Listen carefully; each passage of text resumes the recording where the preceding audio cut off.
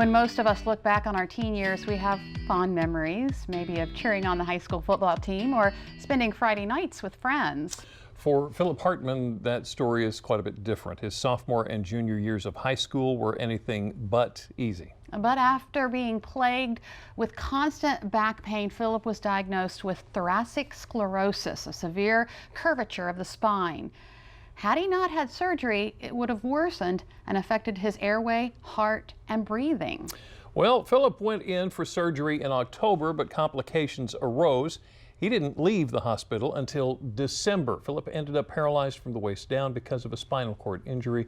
There was no guarantee of a full recovery. But after a whole lot of hard work, we're excited to tell you that Phillip walked in here today. His mother, Faith, also joins us. Thank you both for being here this afternoon. Wonderful to see you. Phillip, tell us about this journey. Well, it was really rough when it first happened. I didn't know what was going on. It was really crazy. From having back pain every so often and not knowing what it was from, and then, going to the doctor, oh, everything's fine, then getting a little bit worse and go get checked out. And surprisingly for that to happen, it was just, it was really weird. We've never expected anything like that. And this is actually, you shared this with us, this is actually a 3D image that they made of your back. Yeah, that was after the MRI was made. They had an MRI and then they had the 3D image. And right up here in this area, that was where it was fused. Right. That's where they had to go in and take that out and straighten that up. Oh my goodness. I actually ended up having a curve within a curve. That is amazing. Wow, and you had 1 and 2 hand parallel bars, leg braces, a walker, forearm crutches, and a wheelchair. Tell me what it was like when you walked by yourself for the first time. Oh man, it's been so long. It's almost been 2 years. I can't even remember when that was.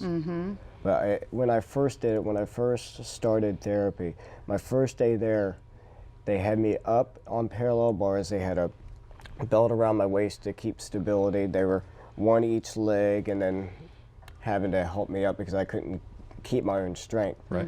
But it was like that when I was also in the hospital too. They were stretching me or stimulate my legs, trying to get it going and everything. Mom, what was it like to see him walk again for the first time? Wonderful. Yeah. It's a blessing.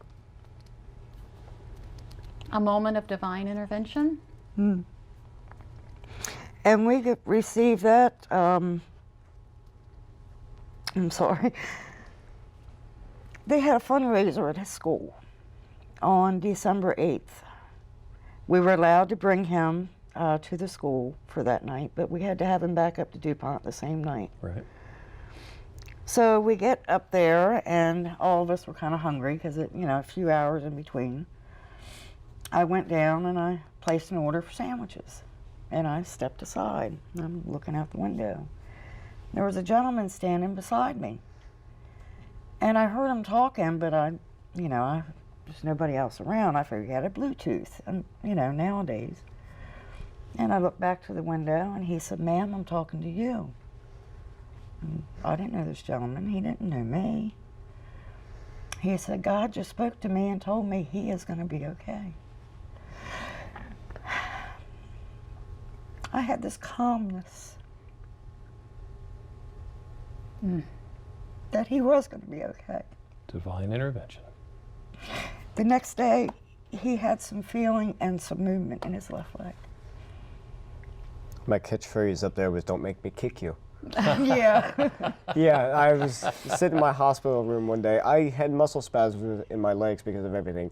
And I was sitting there in my bed, and I tried to move it, and I had a spasm. And when that happened, I literally tried to move it, and my leg actually moved.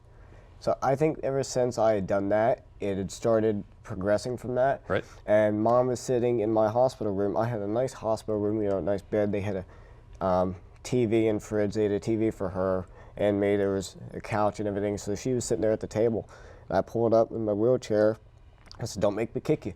She said, "Kick me." I kicked her. She said, ow. I said, you want me to do it again? Yeah, she said, go ahead and do it again. So I kicked her again. Kicked her again. Yeah. Best kick you ever got, right? Phillip and Faith Hartman, thank you so much for sharing your story. Wonderful. Definitely an inspiration. Best wishes from here on out, too. Thank you. Yes, good luck.